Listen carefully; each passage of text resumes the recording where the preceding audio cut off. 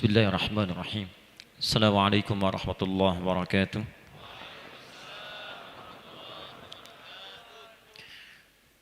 Alhamdulillahil qail.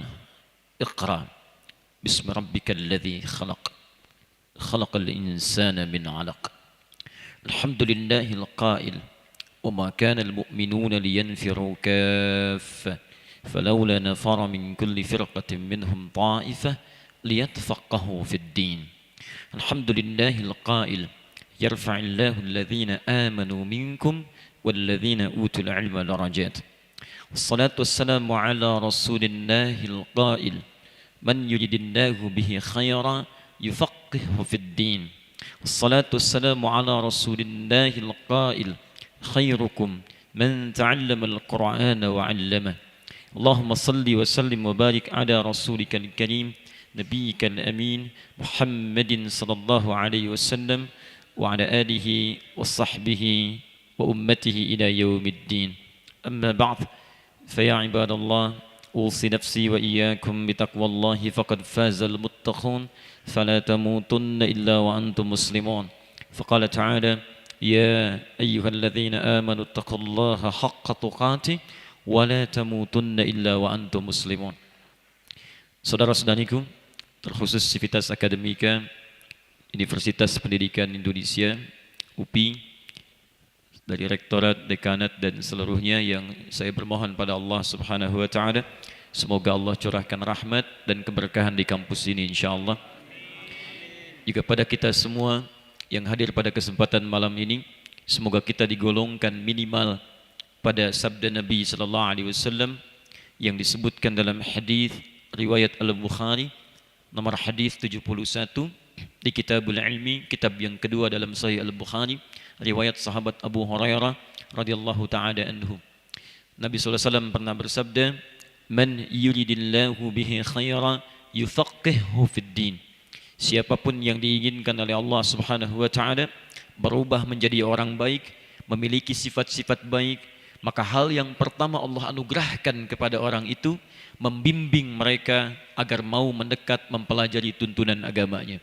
Alhamdulillah, di antara sekian hamba Allah yang menikmati kehidupan sampai dengan saat ini, Andalah yang terpilih oleh Allah Subhanahu wa taala untuk meringankan langkahnya, melembutkan hatinya, hadir di masjid ini. Anda bisa memilih malam ini untuk melakukan aktivitas yang Anda sukai. Berliburkah itu? Rekreasikah itu? Tapi siapa yang menggerakkan langkah Anda bisa hadir di rumah Allah Subhanahu wa taala selain Rabbul Alamin? Maka saya berhusnudzan kepada Allah, malam ini kita diinginkan oleh Allah untuk berubah jadi hamba terbaik di hadapannya. Dan tidak cukup dengan amin, kita harus inisiasi dengan pelajaran dulu. Baik, saya dari sejak keluar dari kamar hotel sampai masuk di hadapan Anda mengenakan pakaian ini, banyak orang yang tersenyum. Bahkan ada yang menduga kalau saya akan membantu proses pernikahan orang lain. Baik, jarang-jarang Ustadz tampil pakai jas, pakai dasi dan semacamnya. Alhamdulillah, ini barangkali tampilan kedua yang saya kenakan di Indonesia. Tidak lebih, tapi untuk menghormati kampus-kampus dan pendidikan yang hadir di dalamnya. Saya ingin bandingkan dengan hadis Nabi sallallahu alaihi wasallam, dan ini sunnah Nabi yang saya coba maksimalkan di malam ini. Tercantum dalam hadis riwayat Muslim jilid yang pertama, nomor hadis yang ke-8, paling kiri sebelah atas di kitabnya, riwayat sahabat Umar bin Khattab radhiyallahu taala anhu. Dikisahkan oleh sahabat Umar bin Khattab, an Abi Hafs Umar bin Khattab radhiyallahu taala anhu qala, "Bainama nahnu julusun 'inda Rasulillah sallallahu alaihi wasallam." Tatkala kami sedang duduk-duduk santai bersama Rasulullah sallallahu alaihi wasallam. Perhatikan ya, ini rumus yang sangat hebat. Sahabat itu dalam santainya pun yang dicari orang terbaik. Tidak ada orang terbaik di masa itu kecuali Nabi SAW.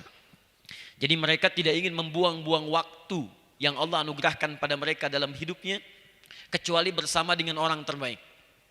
Jangankan dalam seriusnya, dalam santainya pun yang dicari Nabi. Karena tahu kalau orang terbaik itu candanya pun pasti ada manfaatnya. Senyumnya ada manfaatnya. kalimatnya ada manfaatnya. Anda bayangkan, orang-orang selevel sahabat disanjung oleh Al-Quran. Sebagian mereka masuk surga tanpa hisab, sangat dekat dengan Allah dan Rasulnya. Dalam santainya yang dicari orang baik. Anda siapa di hadapan mereka? Sahabat bukan. Tidak ada sanjungan bagi kita dalam Al-Quran. Belum ada. Surga belum terjamin. Amal masih berantakan. Hisab masih menegangkan. Jangankan dalam canda, dalam serius pun masih bercanda juga. Coba lihat baik-baik teman-teman. Ketika mereka duduk dengan santainya yang dicari Nabi. Tapi yang paling menarik, perhatikan baik-baik. Ada kisah terjadi di situ. Bainama nahnu julusun 'inda Rasulillah sallallahu alaihi wasallam, idh tala 'alaina rajulun. Tiba-tiba hadir di hadapan kami seorang lelaki. Syadidu bayadith thiyabi. Pakaiannya begitu putih, bersih rapi. Berpakaian rapi. Syadidu sawadi sya'ri. Rambutnya tersisir rapi. La yu'alai atharus safari. Tidak ada bekas-bekas keringat mampir-mampir. Rupanya orang ini fokus ke tempat tadi. Wala ya'rifuhu minna ahadun. Dan tidak ada satupun dari kami yang kenal siapa orang ini. Fajalasa ila Nabi sallallahu alaihi wasallam. Maka tiba-tiba dia duduk mengambil saf yang terdepan dekat Nabi sallallahu alaihi wasallam. Fa asnada rukbatayhi ila rukbatayhi. Bahkan ia bisa menyandarkan lututnya bertemu dengan lutut Nabi sallallahu alaihi wasallam. Wa wada'a kaffayhi 'ala fakhidhayhi. Kemudian meletakkan telapaknya di pahanya. Lalu faqala, dia langsung menuju substansi apa yang ia maksudkan. Ternyata lelaki ini datang untuk belajar pada Nabi sallallahu alaihi wasallam, bertanya tentang pokok-pokok keislamannya. Terkenalah hadis itu nanti tentang hadis Islam, iman, ihsan, dan tentang tanda-tanda kiamat. Kebanyakan orang membahas tentang aspek 4 ini, tapi hebatnya pakar-pakar pendidikan dalam Islam menganalisis hadis ini dan menyimpulkan dengan bahasa yang sangat luar biasa. Muqaddimah hadis ini ternyata prinsip-prinsip pendidikan dalam Islam, khususnya bagaimana persiapan kita datang ke tempat-tempat ilmu pengetahuan. Siapa tadi kira-kira yang datang itu? Jangan dikira-kira, tapi kita harus pastikan ya.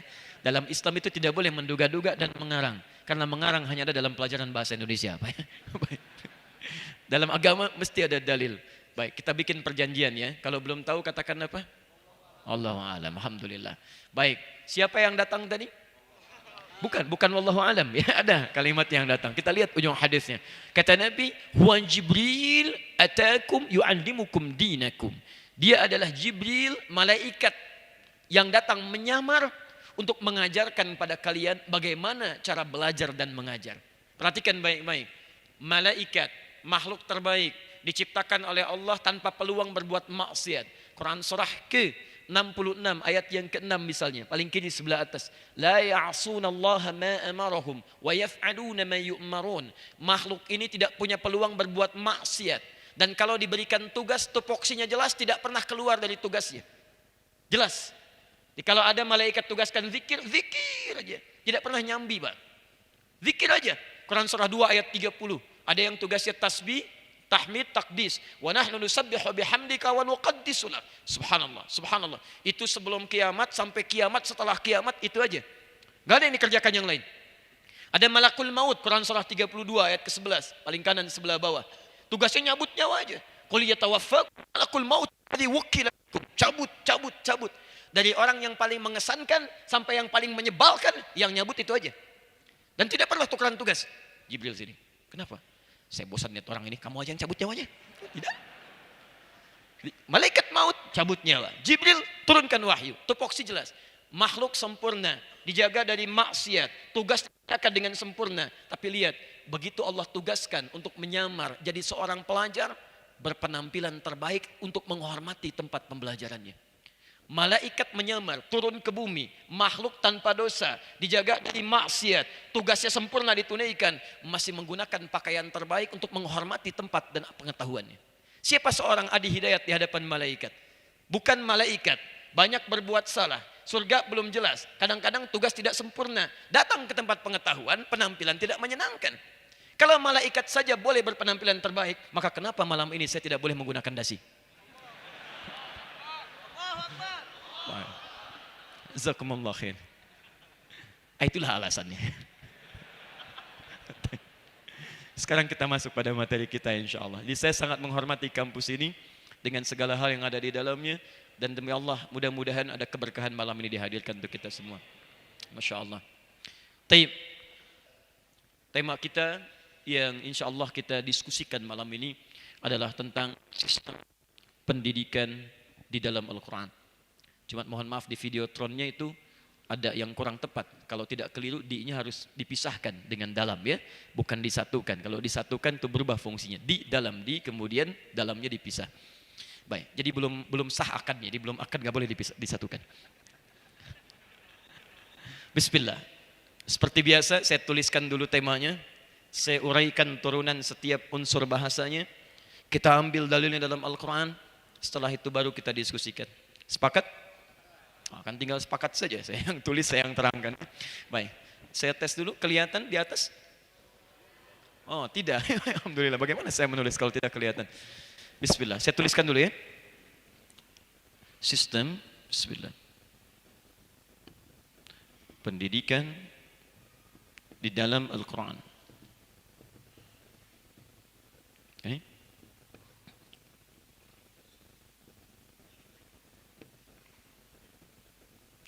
Ini tema kita malam ini.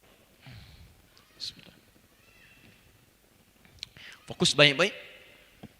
Jadi kita akan menurunkan beberapa hal. Pertama, tentang sistem pendidikan yang kita bahas. Kedua, tentang pendekatan konsep ini di dalam Al-Quran.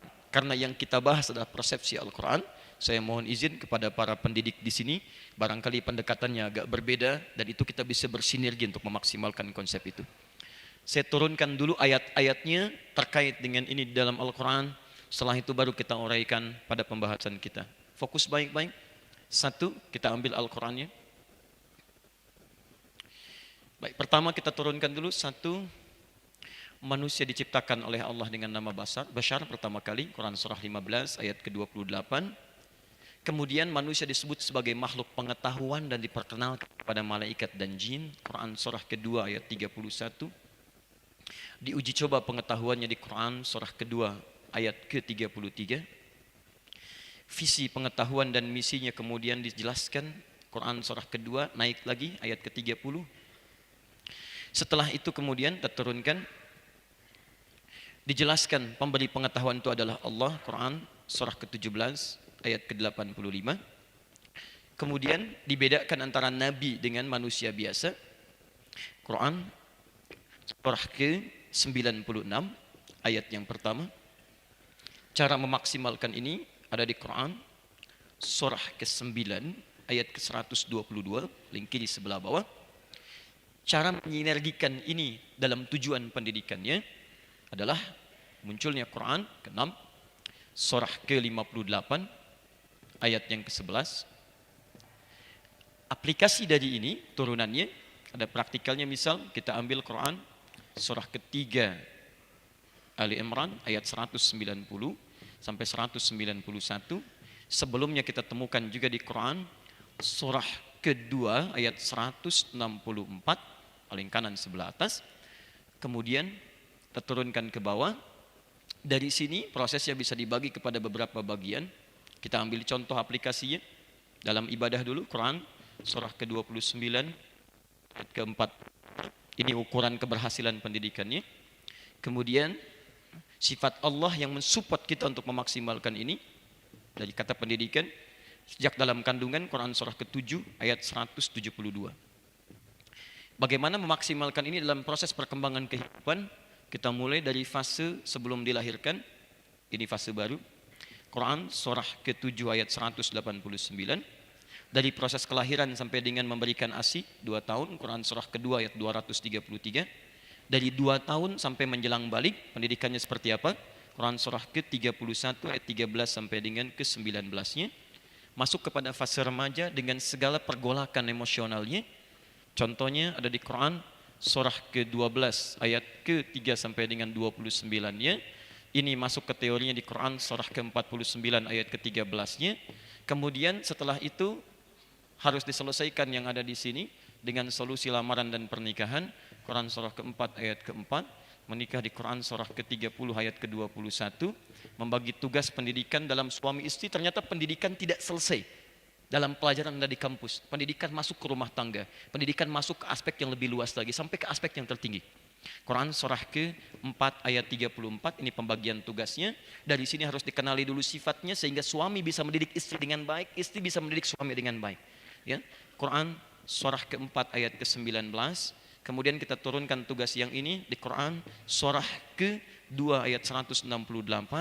Kemudian turunkan lebih cepat di Quran surah kedua ayat 172. Turunkan lebih cepat lagi di Quran surah 7 ayat 96. Ya. Kemudian setelah itu turun lagi sampai ke usia 40 tahunnya, Quran surah ke-46 ayat ke-15-nya. Kita maksimalkan sampai ke sini dulu. Ambil contoh ke sini lagi. Hadisnya sekarang kita ambil. Pertama, kita ambil dari hadis yang paling sahih dulu, hadis riwayat Al-Bukhari. Bukhari nomor hadis 71 di Kitabul Ilmi, kitab yang nomor kedua. Ya, di Sahih Al-Bukhari ada 97 pembahasan kitab. Kitab yang kedua, Kitabul Ilmi nomor hadis 71, riwayatnya sahabat Abu Hurairah radhiyallahu taala anhu. Abu Hurairah nama aslinya Abdurrahman, lebih aslinya lagi Abdus Syams, asalnya adalah di Persia, dia Majusi. Kemudian dia convert, pindah agama ke Kristen. Tidak puas dengan itu, mendengar ada Nabi di Madinah, masuk Islam, ya 3 tahun sebelum Nabi wafat. Setelah masuk Islam berubah nama dari Abdus Syams menjadi Abdurrahman.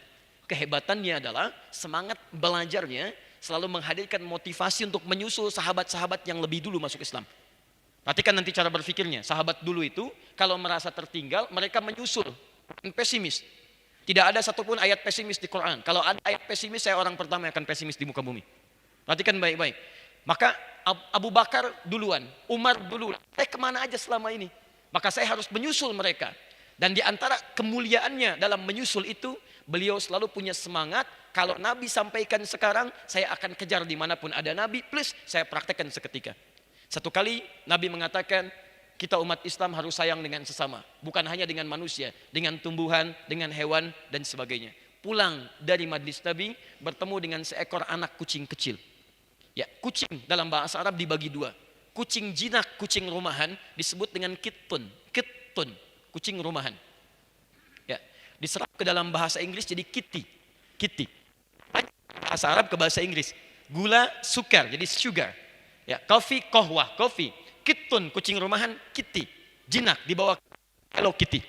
Ya, ada yang bisa jadi karpet, yang bisa jadi sampul macam-macam ya. Kucing liar disebut dengan hurrah. Hurratun, kucing liar. Anaknya disebut dengan Hurairah. Pulang menemukan anak kucing kecil liar kehilangan induknya. Dia mengeong-ngeong mencari induknya. Tidak ditemukan, dipraktekanlah hadis Nabi tadi. Dibawa anak kucing kecil ini, dirawat di tempat beliau, malam diselimuti, lapar disuapi, sampai kemanapun dibawa oleh beliau. Satu kali berjumpa dengan Nabi, keluarlah anak kucing kecil itu. Kata Nabi, anta Abu Hurairah. Kamu adalah bapaknya anak kucing kecil. Jadi kalau ada orang yang paling sayang pada kucing, tidak akan ada orang yang seperti engkau, seperti ayah sayang pada anaknya. Abu Hurairah. Belum ada Ummu Hurairah. Kalau mau silakan. Dua. Saya belum bicara hadisnya, baru rawinya ya. Kemudian hadis riwayat Ibnu Majah. Nomor hadis 233. Rawinya sahabat Abu Darda radhiyallahu taala anhu. Kita cukupkan ini dulu supaya ada space untuk menulis bagi kita. Baik, jelas insyaallah? Belum saya terangkan bagaimana bisa jelas. Tulis ya. Luar biasa, Universitas Pendidikan langsung jelas. Ya, mari kita fokus. Bismillah. Lihat baik-baik. Kita akan bahas sistem pendidikan dalam Al-Quran. Ini beberapa turunan secara umum, saya belum detailkan, untuk membantu kita memahami. Saya tidak suka menyampaikan sesuatu, tapi tidak punya dasar argumentasi. Kita harus punya dalil-dalil supaya apa yang kita terima bisa lebih argumentatif, lebih kuat, dan kalau dipersoalkan kita bisa jawab. Ya, kita mulai. Bismillah. Saat Allah Subhanahu wa Ta'ala menciptakan manusia setelah malaikat dan jin. Malaikat diciptakan duluan, setelahnya jin, baru manusia. Diperkenalkanlah kemudian dengan nama Bashar. 35 kali disebutkan dalam Al-Quran. Quran surah ke-15 ayat ke-28. Wa idh qala rabbuka lil malaikati inni khaliqun basyara. Dan ingatlah, pelajarilah, pahamilah ketika Rabbmu menyampaikan pada para malaikat dan jin. Awas, kalimat jin jangan dihilangkan. Karena saat Allah menyampaikan pada malaikat, jinnya disertakan di ayat sebelumnya. Lihat ayat 27-nya. Wal janna khalaqnahu min qablu min naris samum. Dan kami ciptakan jin sebelum manusia, bahannya beda dari api yang menyala-nyala. Disampaikan pada para malaikat dan jin, saya akan ciptakan makhluk baru. Namanya apa? Bashar. Bashar. Disebutkan oleh Allah, makhluk ini beda dasar penciptaannya dengan malaikat dari cahaya, jin dari api, tapi bashar lain. Min salsalin min hama'in masnun. Dari saripati tanah yang sangat beragam kualitas dan warnanya. Tapi poinnya bukan itu. Simpan dulu ini dalam pembahasan yang lain. Kita akan masuk pada esensi yang paling utama. Sekarang fokus baik-baik. Setelah selesai penciptaannya, Allah terangkan tujuan penciptaan itu. Ingat kaidah ini. Tidak ada satupun ciptaan Allah, baik berupa sifat, sikap, atau benda, kecuali di balik penciptaan itu selalu ada maslahat dan tujuan kehidupannya. Mustahil ada satu benda tercipta, hidup ataupun tidak, bahkan sifat dan sikap, kecuali di balik itu semua ada maslahat dan manfaat-manfaat dalam kehidupan. Sekarang pertanyaannya, apa tujuan Allah menciptakan kita sebagai manusia itu? Maka saking dahsyatnya tujuan penciptaan ini langsung diperkenalkan oleh Allah kepada para malaikat dan jin. Dan saking hebatnya misi itu, yang dipilih bukan malaikat, yang dipilih bukan jin, tapi yang dipilih adalah kita manusia, bashar. Pindah ke Quran sini, surah Al-Baqarah, terangkai dari ayat ke-31 sampai 33-nya.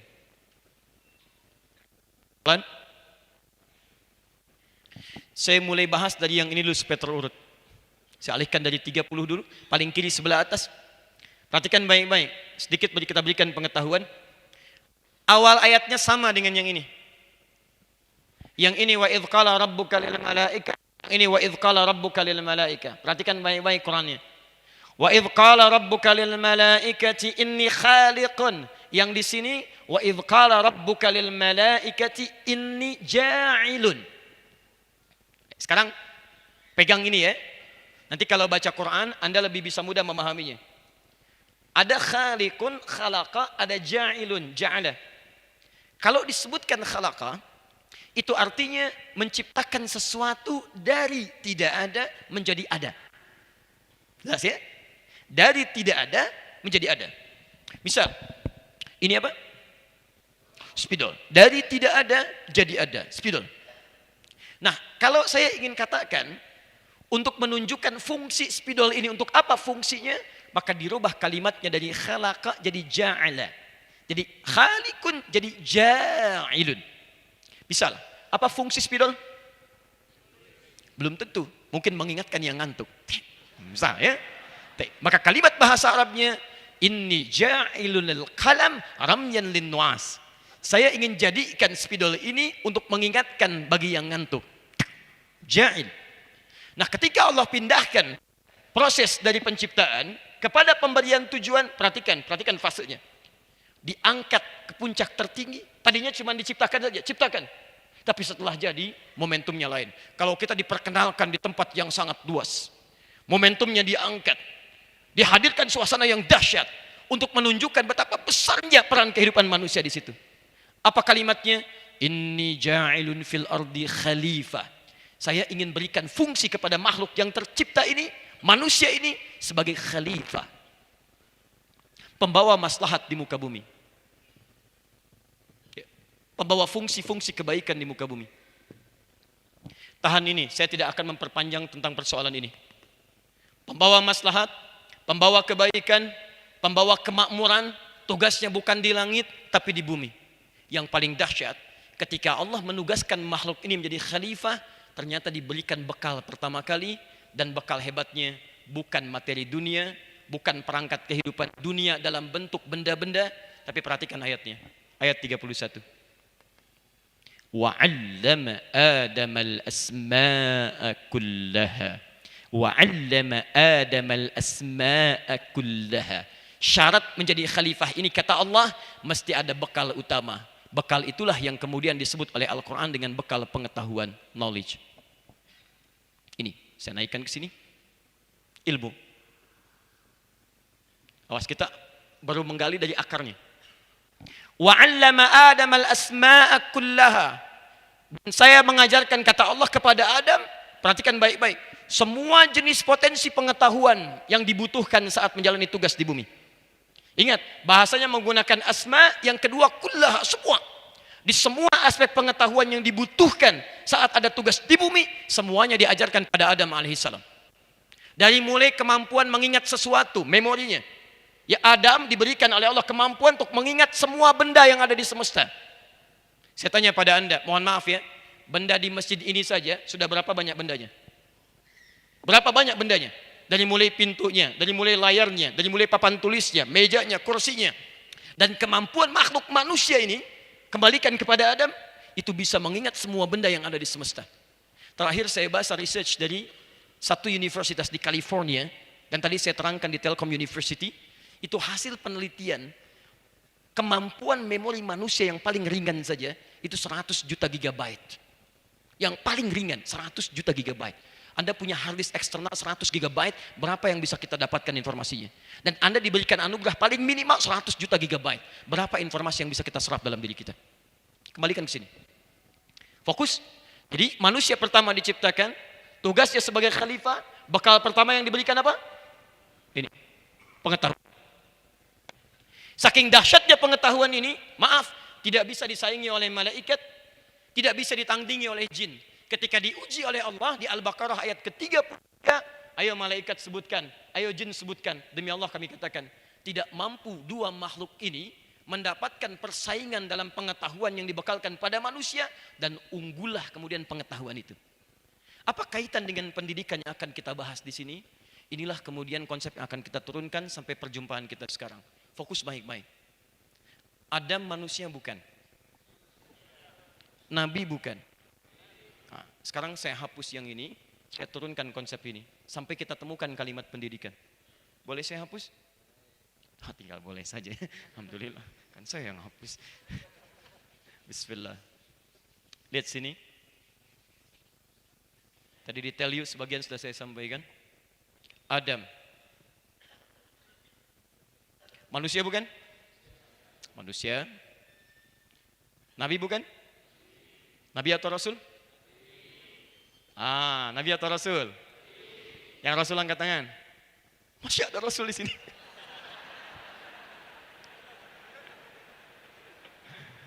Ada Rasul di sini Pak, baju merah. Rupanya ada 2 Rasul di Bandung. Satu di Telio Kabupaten, 2 di sini ya, luar biasa. Upi. Adam bukan Rasul, Adam Nabi. Adam Nabi, Rasul diberikan risalah untuk disampaikan pada umat. Nabi diberikan risalah untuk pribadi dan sekitaran terdekatnya. Adam, zaman Nabi Adam belum ada umat. Pada siapa disampaikan? Di Nabi Adam itu Nabi bukan Rasul. Yang itu ada persaingan rupanya. Sekarang sini, turunkan. Kita manusia bukan? Perhatikan persamaannya ya. Kita manusia. Karena itu, asal kita dari siapa? Nabi Adam. Karena itu kita disebut dengan Bani Adam, anak keturunan Adam. 7 kali disebutkan dalam Al-Quran. Bani Adam, manusia. Fokus. Nabi bukan?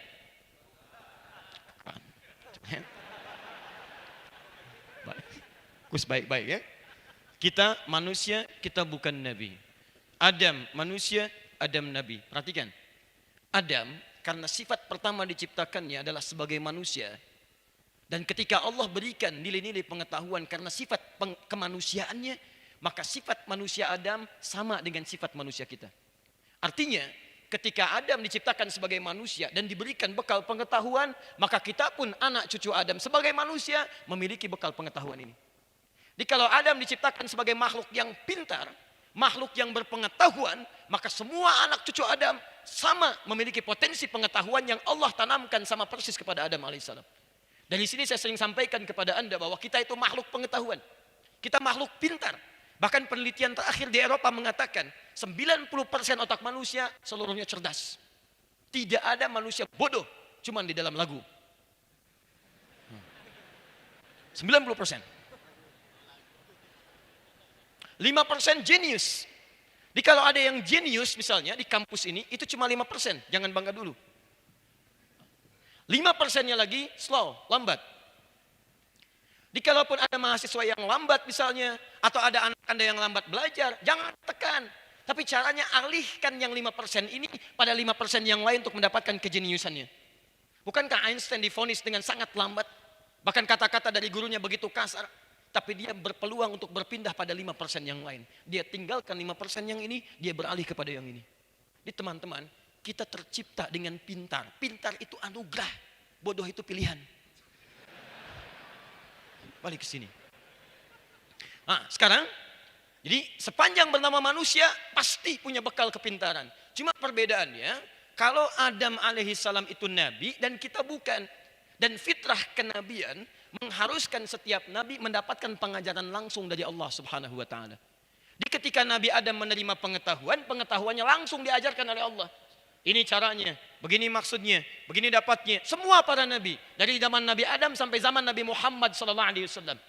Perhatikan buktinya, Quran surah ke-75 Al-Qiyamah ayat ke-16 sampai 18. Nabi Muhammad ingin mendapatkan Al-Quran dengan ikhtiarnya. Percepat lisannya. Biasanya kebiasaan para penghafal, mahasiswa besok mau ujian, belajar, kan suka melafadkan dengan kencang. Rumus fisika jarak S sama dengan V kali T, V kemudian S dibagi T, T sama dengan S dibagi V, kan macam-macam. Ya, rumus gaya F1 sama dengan F2, ya, gaya berbanding lurus dengan tekanan, F sama dengan P, semakin banyak gaya semakin tertekan, misalnya. Gitu, misal. Itu.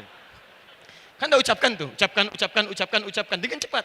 Nah, Nabi dulu saat turun wahyu ingin berikhtiar dengan pribadinya, mempercepat hafalan itu sampai kemudian ingin mendapatkan Qur'annya dengan cepat.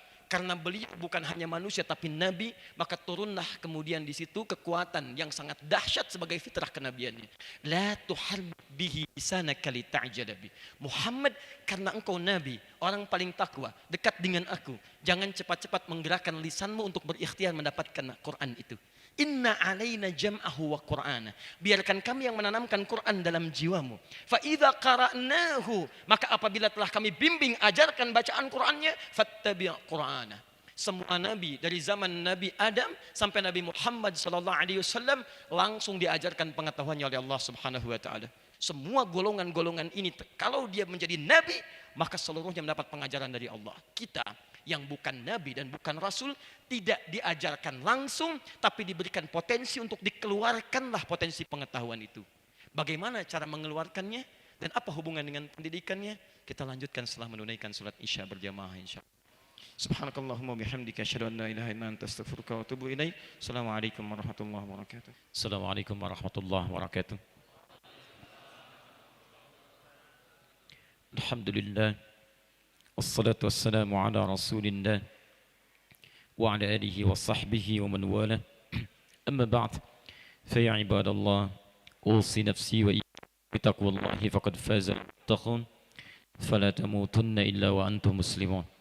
Faqala ta'ala ya ayyuhalladzina amanu taqullaha haqqa tuqatih wa la tamutunna illa wa antum muslimun. Saudara-saudariku dan pemirsa Akhyar TV dimanapun Anda berada, alhamdulillah kita telah menunaikan salat Isya berjamaah beserta amalan sunnahnya. Semoga salat yang telah kita tunaikan diterima oleh Allah Subhanahu wa taala. Malam ini cukup luar biasa. Segalanya cukup baik dan mic-nya juga baik, alhamdulillah. Mic-nya ini unik, bisa mengikuti keadaan suara. Jadi kalau suara serak, mic-nya ikut kurang jelas. Nah, ini suara sudah bagus, alhamdulillah mic-nya ikut bagus. Bismillah. Kita lanjutkan dari sisa waktu kita dalam pembahasan malam ini, membahas sistem pendidikan di dalam Al-Quran. Tadi kita sudah sampaikan prolog, muqaddimah, sampai di titik manusia makhluk pengetahuan. Karena manusia makhluk pengetahuan diberikan bekal sebelum turun ke bumi menjadi khalifah dan beraktivitas membangun kemakmuran di bumi, maka Al-Quran memberikan pandangan yang mesti penting kita dalami. Nabi fitrah pengetahuannya langsung ditanamkan dan diajarkan oleh Allah. Sedangkan manusia biasa yang bukan nabi itu hanya ditanamkan berupa potensi pengetahuan, tidak diajarkan langsung. Tapi dia punya potensi untuk bisa mengaktualisasikan dirinya dan mengeluarkan pengetahuan-pengetahuan yang mungkin ia dapatkan dalam kehidupan ini. Di Anda mau jadi apapun dengan bekal itu mungkin bisa diraih. Mau jadi apapun. Anda tinggal merencanakan kehidupan Anda ingin fokus dalam hal apa. Anda mau jadi ahli fisika? Bisa. Karena ada potensi pengetahuan untuk itu. Anda mau jadi ahli biologi, ahli tafsir, ahli nahu, ahli saraf, ya ahli apapun yang sekiranya bisa diwujudkan dalam kehidupan, Anda punya potensinya. Di sekali lagi, tidak ada manusia bodoh, manusia tercipta dengan potensi pengetahuan yang luar biasa. Hanya persoalannya, bagaimana mengeluarkan potensi pengetahuan itu agar bisa wujud dalam kehidupan kita dan membantu kita untuk mencapai tujuan kemakmuran sebagai khalifah tadi. Maka diturunkanlah kemudian oleh Allah Subhanahu wa taala keterangan-keterangan dalam Al-Qur'an yang mengatur sistem untuk mengeluarkan potensi pengetahuan itu. Sistem inilah yang akan kita keluarkan pada malam hari ini. Seperti apa caranya, seperti apa tahapannya, dan hebatnya nanti sistem ini diurutkan oleh Al-Quran bukan hanya setelah manusia terlahir, tapi sejak dalam fase kandungannya. Kita urutkan materi kita hari ini, dan disinilah titik pembahasan kita. Saya coba hapus dulu sebagiannya, sekarang kita masuk kepada aspek yang pentingnya, sistem pendidikan di dalam Al-Quran. Baik, buka dulu Quran surah kedua Al-Baqarah, ayat ke-31. Korelasikan dengan Quran surah ke-96 ayat pertama. Dan itulah ayat pertama yang diturunkan oleh Allah kepada Nabi Muhammad SAW. Perhatikan sini. Tadi masih ingat fitrah para nabi itu belajar atau diajarkan? Diajarkan. Lihat baik-baik. Yang mengajarkan siapa? Allah. Mengajar dalam bahasa Arab disebut dengan allama. Mengajar, mentransfer pengetahuan. Fokus. Sifatnya, keadaannya disebut dengan ta'lim. Jadi ta'lim itu bukan belajar, tapi mengajar. Mau kemana akhi? Saya mau ta'lim dulu Ustaz. Masya Allah, saya pulang. Nah ta'lim itu artinya bukan belajar, tapi mengajar. Mengajar. Fi yujad ta'lim fi syu'bil lugha Arabiyyah. Sekarang ada proses pengajaran ya di jurusan bahasa Arab. Jadi ta'lim itu mengajar. Nah, sekarang Adam alaihissalam dan para nabi yang lainnya itu memiliki fitrah kenabian, mendapatkan pengajaran dari Allah. Lama diajarkan. Kita yang ditanamkan potensi pengetahuan mesti mengeluarkan pengetahuan ini dalam diri kita untuk wujud dalam kehidupan kita. Nah, kalau kita ingin berusaha mengeluarkan sesuatu, mewujudkan sesuatu, mengerjakan sesuatu, rumus dalam bahasa Arab, di antaranya adalah tambahkan huruf ta di depan kata dasarnya. Tinggal tambahkan ta. Dari allama jadi ta'allama. Allama mengajar, ta'allama belajar. Jelas? Baik, allama mengajar, ta'allama belajar. Maka ini yang paling menarik. Ketika Allah turunkan kemudian wahyu pertama pada Nabi Muhammad SAW, maka kalimat pertama yang diturunkan adalah inti dari pembelajaran. Apa itu intinya? Setiap orang yang akan belajar umumnya akan diawali dengan proses pendekatan pada aspek pengetahuan dengan cara membaca. Turunlah perintah Iqra. Pengetahuan pertama. Fokus. Lihat baik-baik. Baik. Ini bagian yang pertama. Saya belum bicara tentang sistem dulu. Saya ingin turunkan dulu. Jadi Quran mengatakan, kalau Anda ingin mengeluarkan potensi pengetahuan, potensi ilmu apapun, ingin mencapai cita-cita apapun, dengan mengeluarkan potensi itu, maka yang pertama Anda harus lakukan adalah, kita mesti mengeluarkan itu lewat proses pembelajaran. Disebutlah kemudian sistemnya dengan sistem ta'allum, pembelajaran. Yang mengajarnya disebut dengan, prosesnya disebut alama, orangnya disebut dengan mu'allim. Pengajar disebut dengan muallim, pembelajar disebut dengan muta'allim. Secara singkat, kalau manusia ingin mencapai taraf pengetahuan yang tingginya, mengeluarkan potensinya, maka dia harus masuk kepada sistem pembelajaran yang baik yang mengeluarkan pengetahuan dalam dirinya. Saya hapus. Secara singkat, dia mesti belajar.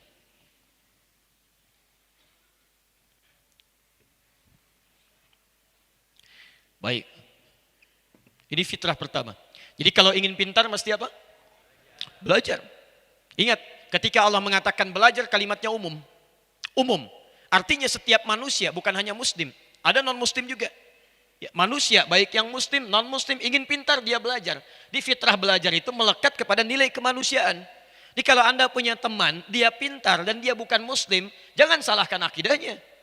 Jangan celah akidah Anda, kok bisa ya? Dia bukan Islam tapi pintar. Coba cek, barangkali dia lebih rajin belajarnya dibandingkan Anda.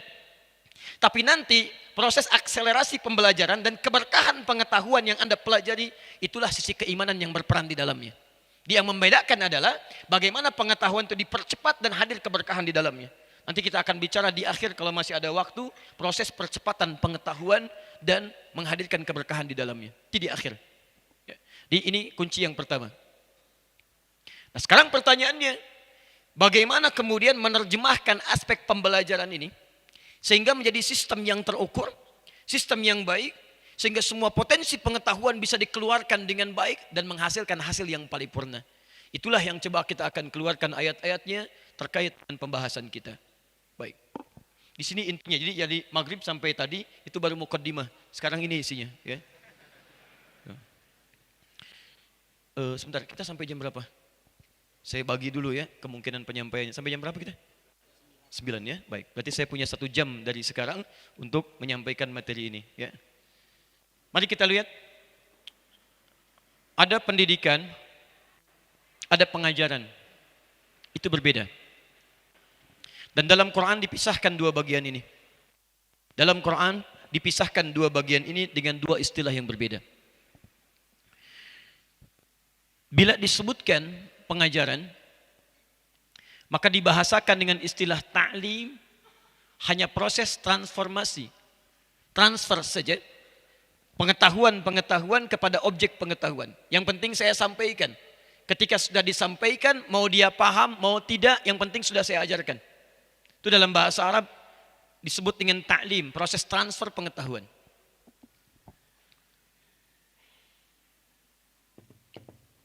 Fokus. Tapi kalau proses transfer pengetahuan ini disertai kemudian dengan perhatian. Bahkan perhatiannya cukup dalam. Dia dirawat juga. Diperhatikan aspek pertumbuhannya. Dilihat mana kekurangannya, mana kelebihannya. Kekurangan ini yang harus ditingkatkan, kelebihannya yang harus dijaga. Maka kalimatnya berubah kemudian dari ta'lim menjadi tarbiyah. Dari kata rabba, yurabbi tarbiyah. Dari kata rabba yang melakukannya disebut dengan murabbi, sifat tertingginya bentuk superlatif disebut dengan rabbun. Kenapa Allah disebut dengan Rabb? Karena Allah memperhatikan setiap makhluk dan alam semesta ini dengan sifat yang sangat cepat secara detil dari pertumbuhannya sampai dengan kesempurnaannya. Baik, fokus baik-baik. Kalau kita turunkan sifat ini, turun kepada makhluk, maka kalimatnya berubah dari kata ini menjadi kata tarbiyah. Jadi di Quran ada istilah pendidikan, ada istilah pengajaran. Keduanya disatukan membentuk sinergi yang sangat luar biasa. Di bagaimana caranya ketika pengetahuan ditransfer kepada objek pengetahuan, bagaimana caranya sambil diperhatikan, kekurangannya disempurnakan, kelebihannya dipertahankan, dan maksimal diperhatikan sampai muncul kualitas yang luar biasa. Ini yang coba kita urutkan ayat-ayatnya. Secara singkat, kalau kita ingin menerapkan proses pendidikan secara terukur, dengan cara yang baik, dengan hasil yang luar biasa, maka kata Quran, jangan pisahkan kedua hal. Satukan proses taklim dengan proses tarbiyah. Hati-hati ya, hati-hati. Karena nanti ada sebagian yang memisahkan. Oh yang benar bukan taklim, yang benar tarbiyah. Karena taklim hanya proses transfer pengetahuan. Sedangkan tarbiyah dengan perawatan. Tidak. Yang benar bukan tarbiyah, yang benar taklim. Ayo kita ikut taklim Ustadz Fulan. Tidak, yang paling bagus taklimnya dihadirkan, tarbiyahnya disandingkan. Di Quran menyinergikan antara ta'lim dengan tarbiyah. Bagaimana caranya ketika pengetahuan ditransfer, guru transfer pada murid. Diberikan pengetahuannya, begini, begini, begini. Saat bersamaan kata Quran, jangan tinggalkan aspek tarbiyahnya. Perhatikan setiap murid, di mana kekurangannya, apa kelebihannya, bagaimana itu bisa diangkat, bagaimana itu bisa dipertahankan. Setiap detil ketika disatukan, maka terjadilah gabungan antara ta'lim dengan tarbiyah. Jadi kalau Anda berbicara tentang sistem pendidikan di Quran, tidak ada dikotomi permisahan antara ta'lim dengan tarbiyah, tapi sinergi antara dua konsep itu. Yang paling hebat, pengetahuan diberikan, tapi aspek perawatan juga diperhatikan. Pak, pelan-pelan. Sekarang kita turunkan ayatnya. Boleh saya minta bantuan? Ya, bukan dihapus. Ya. Bukan. Saya nanti minta, kalau saya katakan saya hapus, berarti saya yang hapus. Kalau saya katakan dihapus, berarti teman-teman bisa membantu. Ya? Baik. Yang ini bisa dihapus. Bukan, hapus. Sekarang fokus. Lihat, kalau saya bicara sistem pendidikan, lihat baik-baik. Ta'lim saja atau tarbiyah saja? Ta'lim dan tarbiyah. Kalau ta'lim apa itu? Transfer pengetahuan. Kalau tarbiyah apa itu? Perhatian, perawatan, sehingga menghasilkan hasil yang sempurna untuk kehidupan. Sekarang, bagaimana Quran mengarahkan kita untuk menyatukan antara ta'lim dengan tarbiyah itu? Seperti apa konsepnya dalam Al-Quran? Kita turunkan pelan-pelan. 1. Quran surah ke-96 ayat yang pertama. Mohon izin saya coba turunkan supaya lebih mudah dipahami. Kesimpulan pertama, kalau kita ingin berbicara sistem pendidikan dalam Al-Quran, maka yang pertama, Quran mengatakan pendidikan tidak boleh lepas dari dua aspek ini. 1. Sampaikan pengetahuannya. 2. Lihat kualitas anak didiknya sehingga maksimal mendapatkan tarbiyah dalam proses pendidikannya. Cara pertama. 1. Quran surah 96 ayat yang pertama. Apa wahyu pertama turun? Bukan. Wahyu pertama turun bukan Iqra. Wahyu pertama turun Iqra bismi rabbikal ladzi khalaq. Bukan Iqra tapi Iqra bismi rabbikal ladzi khalaq. Lihat kaidah pertama. Iqra bismi rabbikal ladzi khalaq. Saya turunkan kalimatnya Iqra. Ini yang paling penting, bismi rabbikal ladzi, Rabb disebutkan Rabbnya, Iqra aspek ta'limnya, di sini bismi rabbik, Rabb aspek tarbiyahnya. Rabbi khalaq. Saya garis bawahi, ini 1, yang ini 2. Ini aspek ta'limnya, transfer pengetahuannya, ini aspek tarbiyahnya. Disebutkan bahkan kata Rabbnya menunjuk pada sifat tarbiyah yang paling tinggi. Perhatikan baik-baik, lihat. Iqra bismi rabbikal ladzi khalaq. Allah sampaikan baca, baca, baca. Bukan sekedar baca. Lihat, bismi rabbikal ladzi khalaq. Baca bukan karena engkau memang harus baca. Baca bukan karena ada aspek pengetahuan yang harus dibaca. Baca bukan sekedar Anda mesti pintar, tapi baca bismi rabbikal ladzi khalaq, atas nama Tuhanmu yang merawatmu, yang memperhatikan kamu, yang menunjukkan segala kebaikan dan menciptakan kamu begitu mudahnya. Ada pakar tafsir yang sangat luar biasa, kenapa ayat Iqra disandingkan dengan kalimat khalaq di sini? Dan disebutkan nama Allah menggunakan sifat rububiyahnya yang terambil dari kata tarbiyah. Fokus. Ketika Allah menyebutkan Iqra, kenapa disandingkan dengan kata khalaq? Tidak pernah disebutkan kalimat khalaq dalam Al-Quran, kecuali menunjuk pada proses penciptaan dan sistem kehidupan yang sempurna. 1. Proses penciptaan dan sistem kehidupan yang sempurna. Di kata para pakar tafsir, seakan-akan Allah ingin menyampaikan pesan bahwa proses orang belajar itu, menuntut ilmu itu, orang mencari pengetahuan itu, hakikatnya bukan sekedar supaya pandai, bukan. Tapi supaya bisa menciptakan dalam hidupnya, merawat dirinya, sehingga menghasilkan nilai-nilai kehidupan yang sempurna.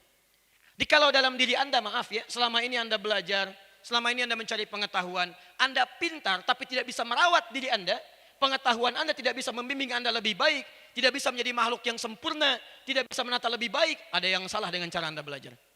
Karena tujuan dari pembelajaran pada asalnya bukan ingin membuat Anda pintar, tapi kepintaran itu bisa membantu proses kehidupan Anda. Ini poinnya. Lihat baik-baik. Jikalau selama ini Anda kuliah, ngambil mata kuliah ini, mata kuliah itu, jurusan ini, jurusan itu, pakar di bidangnya. Tapi kepakaran Anda tidak bisa membuat hidup Anda lebih baik. Ada yang salah dalam kehidupan Anda. Nah, ini tujuan yang pertama dulu. Makanya ketika Quran mengatakan Anda baca, bukan sekedar dibaca. Tapi pengetahuan itu mesti disandingkan dengan sifat rububiyah. Dari rububiyah inilah lahir tarbiyah. Kebanyakan orang-orang yang belajar, yang tidak memperhatikan aspek tarbiyahnya, maka pelajaran tidak bertampak kemuliaan dalam hidupnya. Saya tanya pada Anda, berapa banyak ahli hukum sekarang yang dihukum? Berapa banyak ahli ekonomi yang tidak bisa mengangkat nilai perekonomian? Berapa banyak orang-orang yang pakar di bidang perdagangan tapi tidak bisa mengangkat nilai-nilai ekonomi dan sebagainya? Apa yang salah? Padahal kepintaran itu dahsyat. Padahal pengetahuannya luar biasa. Tolong lihat baik-baik ya. Begitu sistem pendidikan ini diturunkan di masyarakat paling bodoh di muka bumi. Lihat bagaimana Allah ingin mencontohkan pada kita dahsyatnya konsep ini dalam kehidupan. Quran tidak diturunkan di tempat yang paling dahsyat. Padahal bisa Allah turunkan di Romawi yang sudah maju. Bisa Allah turunkan di Persia yang sudah punya peradaban. Imperium Romawi ada, kekaisaran Persia ada. Tapi kenapa diturunkan di ujung masyarakat Arab dengan sifat yang disebutkan dengan jahiliyah? Sangat terbelakang. Jauh dari peradaban. Tidak punya dasar pengetahuan yang kuat. Maaf, kriminalitas cukup tinggi luar biasa. Tapi begitu diturunkan pola bimbingan ini, dimulai hanya dari 40 orang yang belajar di situ. Perhatikan, menggabungkan taklim dengan tarbiyah. Luasnya tidak seluas UPI. UPI punya berapa hektar? 70 hektar ada di sini. Didirikan tahun 1954. Ya, kemudian 10 tahun kemudian ada Fakultas Bahasa Arabnya. Sekarang ada 1.300 dosen, 2.000 pekerja, 3.300, 40.000 mahasiswa, 7 fakultas, ya 153 di sini ada prodinya. Luar biasa dengan 5 cabang-cabang yang sekarang tersambung live streaming pada saat ini. Dulu zaman Nabi tidak sebesar ini, tidak seluas itu. Dan kapasitas masjidnya 10.000 orang sampai saat ini, belum dengan selasarnya.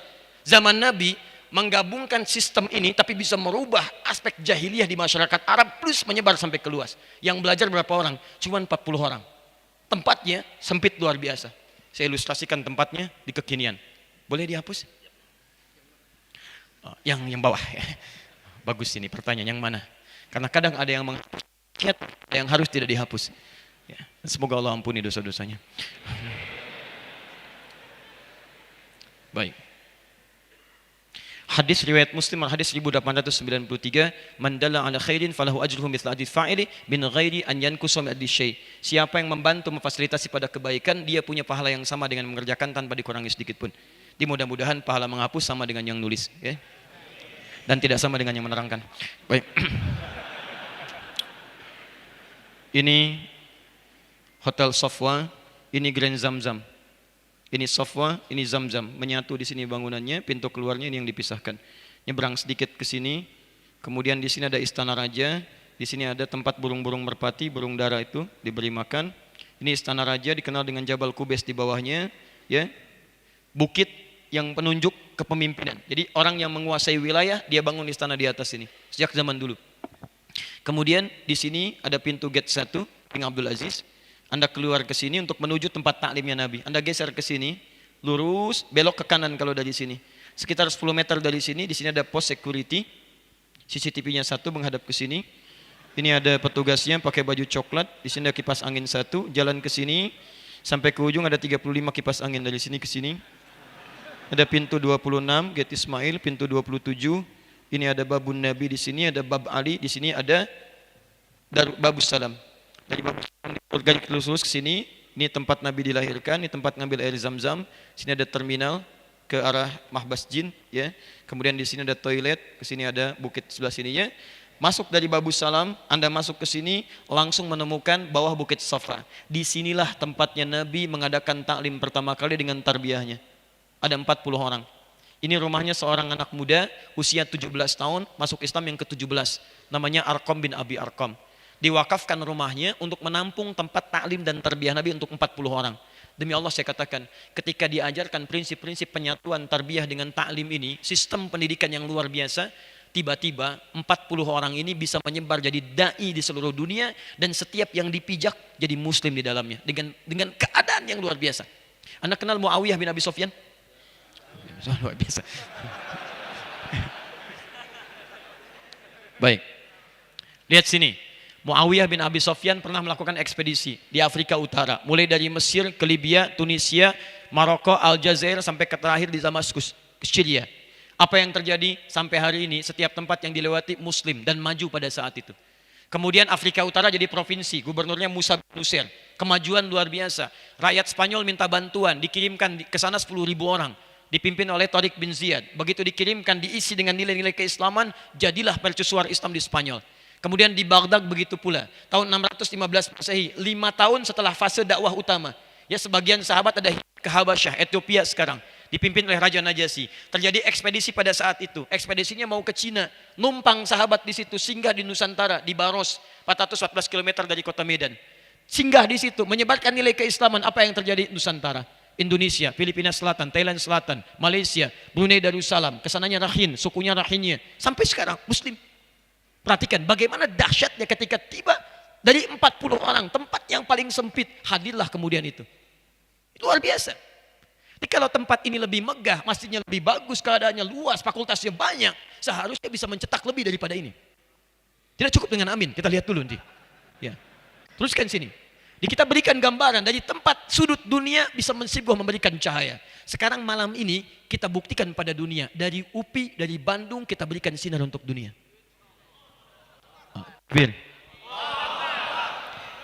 Bagaimana caranya? Itu yang kita turunkan.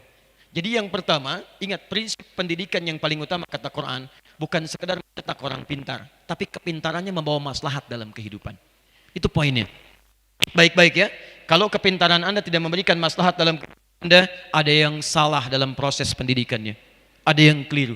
Ingat, dari kata khalaq muncul turunan yang lain. Ada makhluk berarti benda-benda. Kepintaran Anda mesti membuat Anda sukses, mendapatkan kenyamanan dalam kehidupan. Bagaimana bisa zakat kalau nggak ada yang dizakati? Bagaimana mau haji kalau tidak ada bekalnya? Bagaimana mau umroh kalau nggak ada bekalnya? Pengetahuan Anda mesti membantu Anda sukses. Dari kata khalaq turun kata akhlak. Akhlak turunannya adab, emak dan sebagainya. Di semakin pintar itu harusnya semakin baik. Semakin berilmu itu semakin tunduk. Semakin berilmu itu semakin sopan. Bukan semakin berilmu semakin sombong. Semakin berilmu tidak ada adabnya. Imam Al-Bukhari menulis kitab Sahih Al-Bukhari 16 tahun tawadhu. Anda baca Sahih Al-Bukhari dengan terjemahan 16 hari jadi mufti. Luar biasa. Coba lihat baik-baik. Dari khalaq jadi akhlak. Dari akhlak jadi makhluk. Jadi kalau pengetahuan kita tidak mengantarkan akhlak yang sempurna, ada yang keliru di situ. Makanya Nabi langsung menegaskan ketika mengajar para sahabatnya, lihat baik-baik. Innama bu'itsu li utammima shalihal akhlak. Saya tidak diutus kecuali mengajar kalian untuk menyempurnakan nilai akhlak yang terbaik. Kembali, bagaimana cara mendapatkannya? Langsung. Satu, ini sudah saya terangkan. Sekarang kita pindah ke sebelah sini. Dan agak aneh, saya mau nulis di sini yang dihapus di sana. Itu agak aneh. Ya. Bismillah. Ya, semoga Allah maafkan. Tahan. Bagaimana caranya menghasilkan pengetahuan dengan nilai akhlak dan mendapatkan kesuksesan dalam kehidupan? Mesti sukses. Utsman diajarkan oleh Nabi, kekayaannya bisa bermanfaat dalam hidupnya. Sampai sekarang aset masih ada.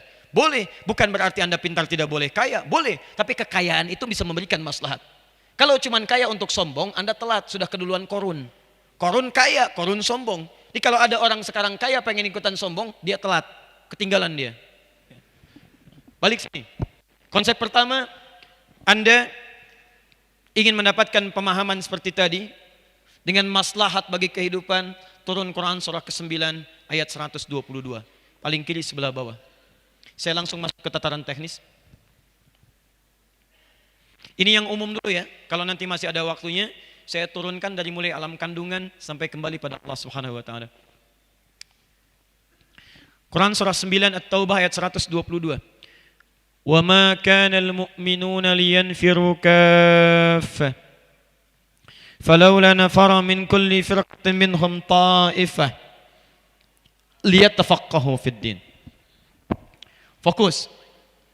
وَمَا كَانَ الْمُؤْمِنُونَ لِيَنْفِرُوا كَافَّةً.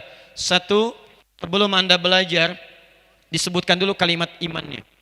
Allah tidak menyebut para pembelajar dengan kalimat tullabul ilmi. Tapi menyebut para pembelajar pertama kali dengan kalimat wa ma kanal mu'minun. Satu, iman. Turunkan. Liyanfiru kaffah falaula nafar. Ini pesertanya. Min kulli firqatin minhum, dari nafar turun firqah. Ta'ifah, dari firqah turun ta'ifah. Masya Allah. Ketika menyebutkan ta'ifah, liyatafaqahu fid din, disifati kalimat yang terakhir dengan sifat, ini poin pertamanya, tafaqquh fid din. Masya Allah. Cara pertama, awas, lihat hati-hati, penyatuan antara taklim dengan tarbiyah, pengajaran dengan perawatan, menurunkan beberapa konsep dalam Quran surah 9 ayat ke-122. Satu, jika Anda ingin mengeluarkan potensi pengetahuan yang bermanfaat dalam kehidupan, tidak hanya menghasilkan pengetahuan dengan aspek kepintaran, maka pertama kata Quran, mulai dengan iman. Lakukan karena Allah Subhanahu wa taala. Ini poin pertama. Saya mau berikan rahasia khususnya pada para mahasiswa malam ini. Saya berikan rahasia besar dalam Al-Quran, mungkin tidak ditemukan di kitab-kitab lain. Kalau Anda bisa konsisten mengerjakan ini, demi Allah saya katakan pengetahuan Anda akan dipercepat oleh Allah Subhanahu wa taala. Ya, saya berikan rahasianya, ini antara kita saja ya, jangan disebar pada yang lain. Ya. Sini. Lihat baik-baik.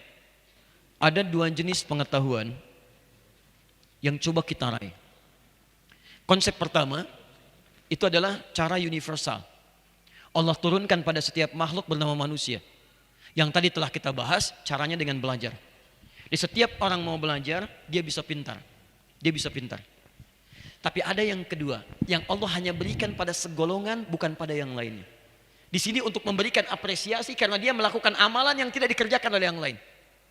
Ya Allah, yang ini sholat, yang ini tidak sholat. Ini baca Quran, yang ini tidak baca Quran. Kenapa tidak ada perbedaan yang ini dengan yang lain? Kalau tidak ada bedanya di sini, di mana letak keadilan Allah pada nilai-nilai kemuliaan yang telah kita kerjakan? Maka diturunkanlah rahasia yang kedua yang hanya diberikan pada orang yang beriman. Untuk itulah proses belajar yang pertama dibuka dengan kalimat iman, bukan dengan yang lain. Lihat baik-baik. Allah menyebut para pembelajar dengan kalimat mu'minun, orang-orang beriman. Ketika disebutkan kalimat imannya, bukan hanya menyentuh dasar keyakinan yang dalam, tapi ada tawaran dari Quran. Hei para penuntut ilmu, maukah kalian aku percepat pemahamannya? Aku percepat pendapatan pengetahuannya. Nah, sekarang lihat baik-baik. Buka Quran surah kedua ayat 282. Paling kiri sebelah bawah. Langsung lihat ke ujungnya. Boleh pinjam penghapusnya? Saya hapus yang ini. Saya naikkan ke sini. Saya hapus dulu. Sudah? Lihat sini. Fokus. Fokus baik-baik. Ketika Anda akan belajar, Anda disebut dengan kalimat iman pertama kali. Bukan ilmunya, tapi imannya dulu. Ada rahasia di balik kalimat ini. Selain menghadirkan proses pahala dalam pembelajaran Anda, tapi yang kedua ini yang paling dahsyat. Allah ingin percepat proses pendapatan pengetahuannya. Karena tidak pernah disebutkan kalimat iman dalam Al-Quran yang bersanding dengan proses pengetahuan, kecuali disandingkan dengan percepatan pengetahuan yang didapatkan. Lihat baik-baik ayatnya. Wa ma kanal mu'minun, disebutkan kalimat iman. Dalam Quran, iman seringkali bersanding dengan kalimat takwa. Misal, buka Quran surah kedua Al-Baqarah ayat 2 sampai dengan ayat yang ketiga. Dzalikal kitabu la raiba fi hudal lil muttaqin. Siapa kalimat muttaqin itu? Ayat 3-nya. Alladzina yu'minuna bil ghaib. Takwa bersanding dengan iman. Perhatikan, iman plus takwa.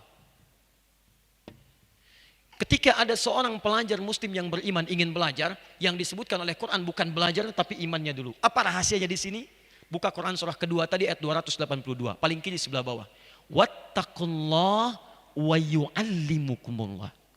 Tingkatkan takwa Anda kepada Allah, maka Allah akan berkenan mempercepat pengajaran pengetahuan kepada Anda. Ada golongan yang kedua, yang dipercepat pengetahuannya oleh Allah, ditanamkan oleh Allah, beda dengan yang pertama. Jadi kalau yang pertama tadi dia belajar, sekali belum paham, 2 kali belum paham, tapi yang ini tidak. Sekali dibacakan tiba-tiba bisa meresap dalam jiwanya. Disebutkan kalimatnya, dia tahu ini maksudnya ke sini, arahnya ke sini. Saya tanya pada Anda, yang punya pengetahuan siapa? Yang punya ilmu siapa? Yang punya segalanya siapa? Bukankah rumus kehidupan mengatakan, Anda kalau ingin cepat mendapatkan sesuatu, dekati pemiliknya. Anda dekat dengan pimpinan, mudah pekerjaan Anda dibimbing. Anda dekat dengan direktur, mudah pekerjaan Anda diberikan arahan. Anda dekat dengan Allah, apa yang tidak mudah bagi Allah? Allah punya sifat pemilik pengetahuan, karena itu disebut dengan alim. Anda dekati Allah, lebih cepat diberikan dibanding orang yang jauh dari Allah Subhanahu wa ta'ala. Makanya ada cara yang kedua, Anda dekati pengetahuan dengan iman, Anda aktifkan iman dengan takwa, maka di situ akan terjadi akselerasi pengetahuan pada diri Anda. Kalau tidak percaya, silahkan Anda coba. Rasakan bedanya, bedakan rasanya, dan pasti akan terasa bedanya. Ah, ini. Saya simpan dulu ini ya, saya simpan dulu ini. Nanti ada amalannya, takwa disebutkan 115 kali dalam Al-Quran. 115 kali ini kalau diturunkan jadi amalan-amalan. Makanya saya senang tadi saat dengar di UPI ada pesantrennya, ada tutorial di masjidnya. Itu bagian dari konsep ini Pak. Nanti kalau turunannya kita turunkan akan terjadi akselerasi yang luar biasa. Ini telah diuji di Eropa salah satunya. Ternyata satu saja aspek takwa dikerjakan itu bisa meningkatkan kecerdasan 3 kali lipat dari manusia biasa. Dan yang menguji Eropa, bukan dari kalangan biasa. Turunkan. Bagaimana cara belajar menggunakan iman? Saya simpan dulu yang ini. 1. Fokus. 1. Aspek pertama dari takwa. Falawla nafar min kulli firqah ta'ifah. Nanti orang-orang yang akan belajar itu kata Quran terbagi pada 3 bagian. Awas hati-hati. Dan dari 3 bagian ini ada golongan-golongan takwa yang akan dipercepat. Ya, manfaat keilmuannya. 1 nafar. Nafar itu jumlah yang agak banyak. Misal, saya ambil satu kelas ada 100 orang, itu nafar. Dari sekian nafar diturunkan lagi di firqah. Firqah itu bilangan yang terhitung. Ya, agak sedikit jumlah dari kata nafar. Misal, kalau ini 100, ini 50. Fokus. Kemudian dari firqah turun lagi. Dan ini yang disebut golongan takwa yang belajar yang akan dipercepat oleh Allah Subhanahu wa taala pemahamannya. Fokus baik-baik. Dari kata firqah turun lagi jadi ta'ifah. Ta'ifah bilangan lebih sedikit lagi. Terhitung jari. Mungkin sampai dengan 25 misal. Turunkan lagi. Nafar 100, firqah 50, ta'ifah 25. Perhatikan baik-baik. Quran seakan memberikan gambaran kepada kita. Dari setiap orang yang banyak datang ke majelis ilmu. Banyak nafar. Mungkin 50 yang fokus untuk mendapatkan pengetahuan. Tapi dari sekian yang fokus itu ada orang yang sangat serius yang akan ditingkatkan pengetahuannya oleh Allah Subhanahu wa taala. Dan Quran mengatakan, jadilah Anda bagian dari yang taifah ini. Cara membacanya bukan menyimpulkan, oh mungkin saya tidak masuk golongan itu, bukan. Anda harus masuk pada golongan yang ini. Bagaimana caranya ketika Anda belajar, mau di kampus, mau di luar kampus, mau di majelis ilmu, mau di masjid, jadilah golongan yang ini. Setiap Anda belajar dipercepat oleh Allah Subhanahu wa taala. Baik, siapa golongan taifah ini? Dibahas oleh Al-Quran, lihat tafaqahu fiddin. Ciri pertamanya dia bukan sekedar belajar, tapi sifat belajarnya disebut dengan tafaquh fiddin. Sistem pendidikan pertama dalam Al-Quran menggabungkan taklim dengan tarbiyah, istilahnya tafaquh fiddin. Dari kata fiqih. Saya naikkan ke atas. Tafaquh. Kalimat pertama. 2. Fiddin. Kalimat kedua. Lihat baik-baik. 1. Tafaqquh. Dari kata fikih. Apa itu fikih? Paham. Mengerti. Fikih, paham, mengerti. Kalau Anda ingin berusaha mewujudkan sesuatu, ingin mendapatkan sesuatu, tadi saya berikan rumus, tambahkan huruf ta di awal kalimatnya. Dari kata fikih, fa, qaf, ha, tambahkan ta di depannya. Kalau Anda mendapati huruf sebelum akhir kalimatnya tasydid dari kata syiddah, itu berarti sesuatu yang tidak mudah, butuh motivasi 2 kali lipat. Makanya setiap ada huruf yang bertasydid dibacanya double. Awal, syadda, yashuddu, butuh 2 kali lipat motivasi daripada sebelumnya. Perhatikan petunjuknya. Kalau Anda ingin belajar dengan baik, ilmunya bermanfaat, kata Quran, pertama kali kalau Anda mengaku orang yang beriman dan takwa, jangan sekedar belajar untuk mendapatkan pengetahuan. Tapi Anda mesti berusaha serius, hadirkan motivasi berkali lipat untuk memahami apa yang Anda pelajari. Paham? Ciri orang takwa, apapun yang ia pelajari, tidak membatasi diri dengan mendapatkan pengetahuannya, tapi harus sampai pada titik pemahaman apa yang ia pelajari. Kalau Anda mengaku orang beriman, Anda mengaku orang takwa, maka jangan cukupkan belajar dengan hanya mentransfer pengetahuan. Kata dosen begini, Anda catat, Anda siapkan. Kuliah lulus, tapi Anda tidak paham apa yang dipelajari. Itu tidak disukai. Maka kalau ilmu Anda akan bermanfaat dalam kehidupan, pertama, mustahil ada ilmu yang bermanfaat kalau tidak dipahami esensi pengetahuan itu. Mungkin barangkali orang sekarang itu, maaf ya, bukan kurang pintar, tapi kurang paham menggunakan kepintarannya. Bahkan ada yang saking tidak pahamnya, ilmunya dipakai untuk keburukan. Ini pakar apa nih? Pakar ini Pak, otak-atik dalam hal apa? Ah, kunci bisa Pak. Ah, dipakailah dia. Untuk apa? Untuk otak-atik motor orang. Ini pakar apa? Pakar ekonomi. Pakar apa? Pakar keuangan. Untuk apa? Ngotak-ngatik bagaimana menghitung supaya dapat komisi-komisi lebih daripada itu. Ini yang fatal. Dia tidak paham bagaimana cara menggunakan nilai keilmuan pada yang bermaslahat dalam kehidupan. Makanya kata Quran, jangan sampai Anda belajar sesuatu tapi tidak paham apa yang dipelajari. Itu tidak disukai. Contoh, kasus yang pertama. Ini sindiran halus di Quran tapi tajam sekali. Saya tanya pada Anda, berapa kali sehari Anda sholat? 5 kali sehari. Masya Allah. 5 kali sehari yang wajib, 17 rakaat. Pertanyaan saya sederhana ya. Dari mulai balik sampai sekarang, sudah berapa ribu rakaat kita kerjakan? Sekarang perhatikan baik-baik. Anda sindiran halus di Quran surah 29 ayat 45. Kata Al-Quran, bahkan ada orang yang sholat pun belum paham apa yang dibaca dan dilakukan dalam sholatnya.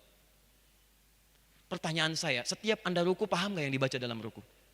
Ketika Anda sujud mengerti gak yang dibaca dalam sujud? Bagaimana sholat Anda bisa khusyuk kalau Anda tidak mengerti apa yang dikerjakan? Bagaimana sholat Anda akan bermanfaat kalau Anda tidak paham apa yang dilakukan? Anda urusan dunia saja dipahami begitu rupa.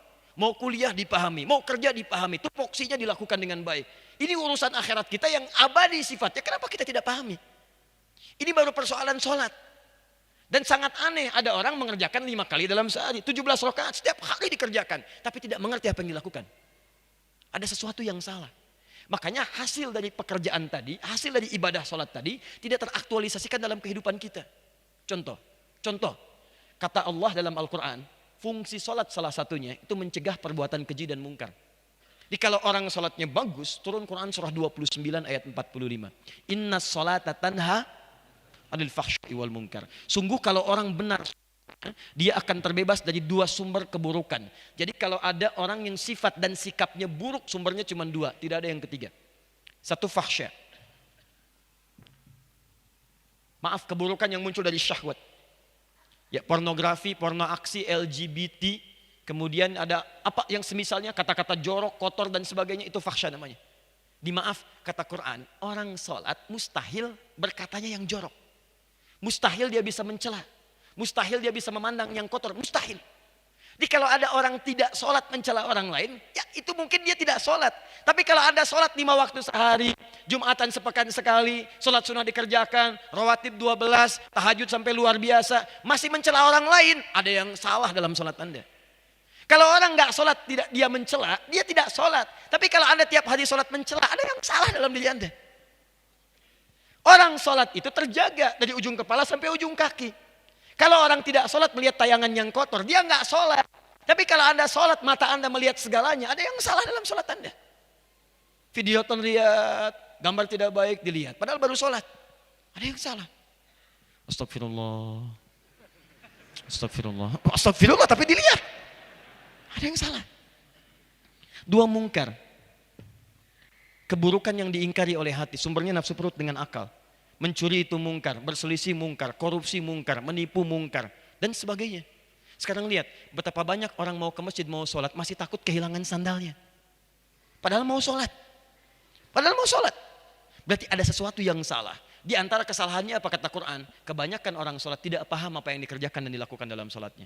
Sejak saya datang ke Bandung pertama kali, pembahasan pertama kita fikih sholat. Saya pernah terangkan kepada Anda, ternyata semua gerakan sholat dan bacaan sholat itu ada maknanya. Kenapa tangan Anda begini? Kenapa sejajar dengan bahu? Kenapa tangannya terbuka? Kenapa yang kanan melipat yang kiri begini? Kenapa disimpan di dada? Kenapa rukunya harus sejajar keseluruhannya? Kenapa sujud seperti itu? Semua ada maknanya. Dan ketika diajarkan pada para sahabat, demi Allah, katakan pada saya, mana di antara sahabat yang sholat kemudian berubah jadi buruk kehidupannya? Tidak ada. Semua orang mendapatkan keberhasilan dalam dirinya. Paham? Ini poin pertama. Jadi mulai hari ini mohon maaf ya, aspek apapun dalam kehidupan kita, Anda belajar apapun, jangan cukupkan pada penerimaan informasi, tapi pastikan Anda paham untuk mengetahuinya. Jelas? 2. Ini baik-baik. Ini yang paling unik yang kedua. Anda ketika ingin belajar apapun, silahkan terapkan konsep pemahaman ini. Tapi jangan lupa, Yang paling utama adalah Anda memaksimalkan pemahaman itu dengan menyandingkan ketaatan dalam beragama. Ad-din, fid-din. Apa itu ad-din? Islam. Tahu dari mana? Quran surah ketiga ayat 19, paling kiri sebelah atas. Inna ad-dina indallahil Islam. Baik, apa itu Islam? Ad-din. Apa itu ad-din? Islam. Lihat sini, lihat cara memahaminya. Saya agak pelankan sedikit supaya mudah kita pahami. Lihat, kalau Anda ingin berhasil pengetahuannya, lakukan dengan iman. Bagaimana cara belajar dengan iman? Manfaatkan takwa. Cara pertama, pahami dengan baik setiap pembelajaran. Cara kedua, sandingkan proses pembelajaran dengan ketaatan dalam beragama. Namanya disebut ad-din. Apa itu ad-din? Disebut inna dina indallahil Islam. Din itu adalah Islam. Apa itu Islam? Paling mudah memahami Islam, kalau Anda ingin maksimalkan, kembalikan ke hadis riwayat Muslim, nomor hadis yang ke-8 yang pertama saya sebutkan. Mal Islam, kata malaikat, kata Nabi, antashhada an la ilaha illallah wa anna Muhammadar Rasulullah. Kuatkan tauhid. Wa tuqimas shalah, maksimalkan salat. Wa tu'tiyaz zakah, keluarkan zakat. Bila sudah sesuai dengan nasab dan haulnya. Kalau belum sesuai jangan dipaksa, ya, itu tidak tepat. Kemudian wa tasuma Ramadan, puasa. Yang kelima, wa tahujjal baita in istata'ta ilaihi sabila, haji plus umrah. Haji plus umrah. Fokus.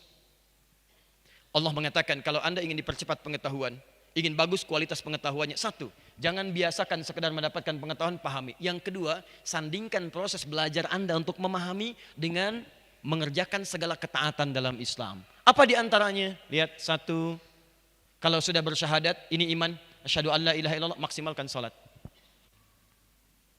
Catat kata-kata saya ini ya, catat baik-baik. Anda belajar dengan menjaga salat, akan terjadi perubahan pada pembelajaran Anda.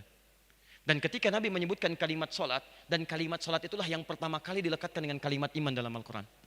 Teruskan ayatnya, Al-Baqarah ayat ketiga. Alladzina yu'minuna bil ghaib wa yuqimunas shalah. Ketika menyebutkan iman, disebutkan kalimat salat setelahnya. Di pelajar yang baik itu, bukan hanya merawat kualitas pengetahuannya, tapi juga merawat kualitas ruh spiritual. Anda belajar, Anda sholat. Anda belajar, Anda maksimalkan sholat. Dan yang paling hebat, kalimat sholat yang disebutkan di ayat ini bentuknya jamak tanpa batas.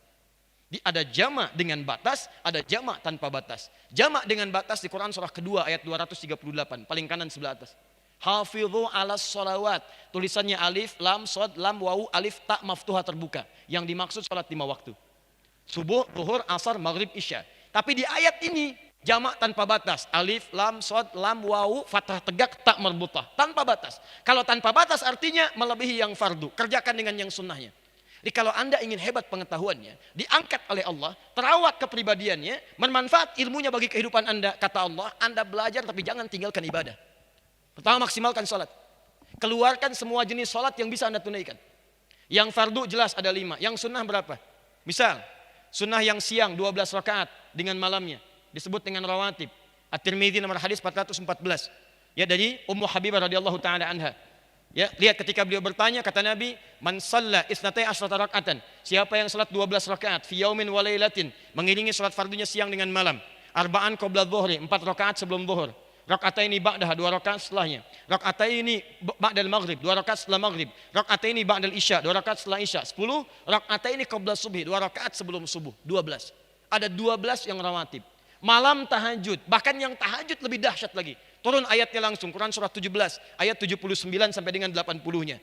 Ada bacaannya, Quran surah ke-73, ayat ke-20-nya. Demi Allah saya katakan, Anda tunaikan tahajud, Anda tunaikan qiyamul lail, Anda tunaikan salat duhanya, Anda tunaikan rawatibnya, Anda tunaikan syuruknya. Dan lihat apa yang terjadi pada percepatan pengetahuan Anda. Akan ada perubahan luar biasa. Saya mencoba mempraktikkan konsep ini saat membaca ayatnya dan saya praktekkan sejak di pesantren. Teman-teman saat malam ujian, mereka ke kelas, saya ke masjid. Saya tetap baca, belajar. Baca, belajar malam, tertidur di masjid. Setiap kali malam tertidur, selalu terjadi hal yang seperti itu. Tidur, mata tertutup. Selalu begitu. Tapi ada yang terjadi. Tiba-tiba malam kita mimpi, ngerjakan soal. Besoknya ketika ujian, sama persis soalnya dengan apa yang kita lihat dalam mimpi. Selalu begitu, lihat. Tapi poinnya bukan itu. Poinnya dari sekian yang kita kerjakan, berapa yang bermanfaat dalam kehidupan kita. Karena tidak sedikit orang pintar tapi kepintarannya tidak membuat baik dalam kehidupannya. Anda belajar, Anda sholat bertugas mencegah Anda dari keburukan, kepintaran itu mengarahkan tujuan Anda pada tujuan kehidupan. Itu poinnya. Ya, 1. 2, saya agak cepat. Din, ini, Anda mustahil sholat kalau tidak baca Al-Quran. Karena rukun pertama dalam sholat membaca Al-Fatihah. Al-Fatihah Quran bukan? Quran. Maka ciri pelajar yang kedua, dia tidak akan jauh dari Al-Quran. Nanti saya berikan rahasia pada Anda bagaimana cara belajar orang dulu. Perhatikan baik-baik. 2, pesan saya akan lebih cepat saja. Karena tidak semua orang bisa menunaikan haji. Tidak semua orang bisa berzakat. Tidak semua orang harus menunggu puasa Ramadan yang akan datang. Tapi Anda bisa lekat dengan Al-Quran dalam setiap waktu dan kesempatan yang terbaik. Lihat baik-baik. Ketika Allah menyebutkan kalimat salat, diselang dengan infak, setelahnya muncul kalimat interaksi dengan Quran. Walladzina yu'minuna bima unzila ilaik. Apa yang diturunkan pada Nabi Muhammad? Al-Quran. Quran surah kedua ayat 185. Syahrul Ramadan alladzi unzila fihil Quran. Dari Al-Fatihah sampai dengan An-Nas. Teman-teman sekalian catat kalimat ini. Anda teguhkan sholat, Anda dekat dengan Al-Quran. Ketika Anda berinteraksi cepat dengan Al-Quran, akan terjadi sesuatu perubahan dalam kecepatan memori kita. Bahkan Barat mengatakan, survei mereka, orang yang hafal Quran sampai dengan selesai, itu minimal kecerdasannya meningkat 3 kali lipat. Dan dia sudah menghafal 56.000 kosakata dalam benaknya. Orang yang banyak kosakatanya akan mempercepat pemikiran, cepat menangkap hal-hal yang lain, dan cepat menyimpulkan apa yang ingin dia kemukakan. Nah, sekarang lihat baik-baik. Cara berinteraksi dengan Quran dibagi 3 bagian. Saya agak cepat. Setelah ini nanti saya sebutkan di antara para ulama yang karyanya masih ada sampai sekarang, dan karyanya abadi, dan 2 inilah yang dikerjakan oleh mereka. 1, ini bagi pemula sekedar baca. Hanya dibaca saja. Baca. Namanya qiraah. Qiraah. Perintahnya disebut dengan iqra. Jadi kalau ada kata iqra artinya baca, tapi tidak menuntut memahami apa yang dibaca. Yang penting bisa baca dulu. Ya.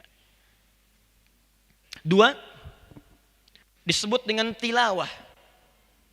Tilawah. Berarti membaca, memahami apa yang dibaca, dan mengamalkan apa yang dipahami itu. Qiraah. 2, tilawah. Maaf, kalau Anda sudah selesai di sini, sudah paham bacaan Quran, lancar bacaannya, pindahlah pada aspek yang kedua. Jangan terus-menerus berada di sini. Tidak salah, pahalanya banyak setiap dibaca 10 kebaikan. At-Tirmidzi hadis 2910. Man qara'a harfan min kitabillah falahu asyru hasanat. Siapa yang baca 1 huruf dari kitabullah dapat 10 kebaikan. Anda baca dapat pahala. Setiap hurufnya 10. Tapi yang diinginkan oleh Quran bukan cuma dibaca. Bacaan itu mengantarkan pada pemahaman. Kalau di sini ada koran misalnya, apa tujuan orang baca koran? Supaya paham isinya. Anda dikasih diktat, apa tujuannya? Supaya paham isinya. Bukan sekedar dibaca. Anda baca, bagus untuk Anda. Tapi Anda paham, itu lebih bagus. Makanya ketika seseorang sudah sampai pada tahap pengetahuan baik dalam membaca, Quran meminta pindahkan pada aspek yang kedua, tilawah, pahami bacaannya. Pahami, Nabi diperintahkan untuk itu. Turun Quran surah 96 ayat 1, begitu Qurannya sudah hadir dipindahkan ke Quran surah 29 ayat 45, tilawah. Lihat orang tua kita itu tidak banyak bicara, tapi kalimatnya tajam. Setiap ada orang baca Quran, selalu diinginkan untuk dipahami maknanya. Di Bandung bahasanya Sunda. Coba lihat rata-rata, kita mengatakan jangan ngadaras. Ngadaras. Apa itu Ustaz ngadaras? Hujan. Bukan hujan. Ya. Ngadaras dari kata darosa. Darosa artinya belajar. Darosa, ngadaras, belajar. Belajar itu bukan cuma baca, pahami apa yang dibaca. Diterjemahkan ke dalam bahasa Indonesia, mengaji. Dari kata mengkaji, dipahami isinya. Makanya orang tua kita tidak menginginkan orang baca Quran kecuali dipahami isinya. Setiap ada momentum apapun, di sini ada yang baca. Qiraah, orangnya disebut qori. Dan di sampingnya ada yang menerjemahkan bacaan itu supaya dipahami isinya. Siapa yang menerjemahkan namanya? Tuh, Sari Tilawah. Mungkin yang pertama menerjemahkan namanya Bu Sari, makanya disebut Sari Tilawah. Coba kalau Adi, jadi Adi Tilawah. Di bahasa Arab nggak ada Sari Tilawah, yang ada cukup tilawah. Cuman mungkin di kita yang pertama menerjemahkan namanya Sari, disebut dengan Sari Tilawah. 3, tahfidz. Nah ini yang dahsyat. Saya minta teman-teman yang mahasiswa tolong maksimalkan ini ya. Atau kita yang belajar dimanapun, termasuk anak-anak kita. Nanti saya tutup sampai sini dulu. Yang ketiga ini yang paling dahsyat. Kalau sudah mulai paham isinya, bacaannya mulai bagus, supaya Quran hadir dalam jiwa Anda, mulailah menghafal ayat-ayat yang Anda butuhkan dalam kehidupan. Di cara menghafal Quran itu tidak harus semua dihafalkan. Kalau bisa menghafal semuanya, bagus. Tapi kalau saya boleh sarankan, Anda dalam proses menghafal keseluruhan ayat-ayat Quran itu, coba keluarkan dulu ayat-ayat Quran yang sesuai dengan pekerjaan Anda, aktivitas Anda. Misal, Anda pelajar, kenapa tidak mengeluarkan ayat-ayat bimbingan belajar dalam Al-Quran? Ibu-ibu rumah tangga, kenapa tidak mengeluarkan ayat-ayat tentang menjadi ibu yang saleh dalam Al-Quran? Teman-teman yang pengusaha, kenapa tidak mengeluarkan ayat-ayat bisnis dalam Al-Quran? Anda keluarkan ayatnya, Anda hafalkan ayatnya, Anda pahami isinya, dan jadikan pedoman dalam kehidupan. Dan itulah yang diajarkan Nabi sejak masa-masa dulu. Makanya para sahabat berjalan dengan Qurannya, beraktivitas dengan Qurannya. Dan Quran bukan cuma bacaan, tapi petunjuk bagaimana menjalani kehidupan yang harus dijalani. Begitu. Mulai hafalkan, dan jadikan bimbingan dalam kehidupan. Tapi poinnya adalah, ketika Anda sudah mulai bisa menghafal Quran, maka keluarlah kemudian ketetapan Allah di situ. Salatnya rajin dikerjakan, Quran kemudian dihadirkan, apa yang terjadi? Kalau Anda konsisten mengerjakan ini, nanti akan ada lompatan pengetahuan yang diberikan oleh Allah Subhanahu wa taala. Saya berikan beberapa contoh. Anda kenal Ibnu Sina?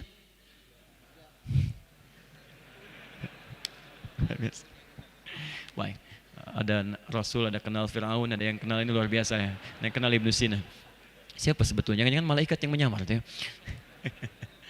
Ibnu Sina, Al-Kindi, Al-Khawarizmi, Al-Battani, dan yang lainnya, itu semua rata-rata ketika akan mulai belajar, orang tuanya tidak pernah memulai dengan pelajaran pokok kepada materi-materi pelajaran. Tapi selalu dimulai dengan dua aspek pembelajaran. Satu salat, kedua Al-Quran. Ibnu Sina menghafal Al-Quran dalam usia 7 tahun. Demikian Al-Khawarizmi, Al-Kindi, Al-Farabi, Al-Ghazali, Al-Khawarizmi, Al-Battani, Jabir ibn Hayyan, ya Ibnu Firnas dan sebagainya. Mulai menghafal Quran dalam usia 7 tahun bersamaan dengan pendidikan salatnya. Selesai kemudian dalam 2 tahun, 9 tahun, 10 tahun. Ketika diberikan pembelajaran, hampir seluruh aspek yang diajarkan seketika diserap. Bahkan mereka bisa otodidak, belajar ini, belajar ini, belajar ini, belajar ini, dan sebagainya. Hampir semua ulama Islam itu memulai dengan aspek ini. Membangun kedekatan dengan Allah, kerjakan semua aspek pengetahuannya, disitulah ada sesuatu yang terjadi dalam kehidupan. Ini baru bagian yang pertama, teman-teman sekalian. Saya mohon maaf, saya cukupkan dulu sampai di sini untuk materi pertamanya. Kita sebetulnya masih ada yang lain, ada baru 30% yang saya sampaikan di sini. Kita belum bicara sampai aspek perawatannya. Kita baru bicara tentang aspek memulai untuk belajar sesuai dengan dua konsep ini. Jadi saya simpulkan, satu, sistem pendidikan dalam Al-Quran tidak hanya memperhatikan proses transformasi pengetahuan pada peserta didik, tapi juga memperhatikan bagaimana pengetahuan itu bisa maslahat dalam kehidupan peserta didik. Yang kedua, konsep itu diberi nama dengan dua istilah, satu ta'lim untuk transfer pengetahuannya, yang kedua tarbiyah untuk perawatan pengetahuan, sekaligus perawatan aspek pengetahuan dalam nilai-nilai kehidupan.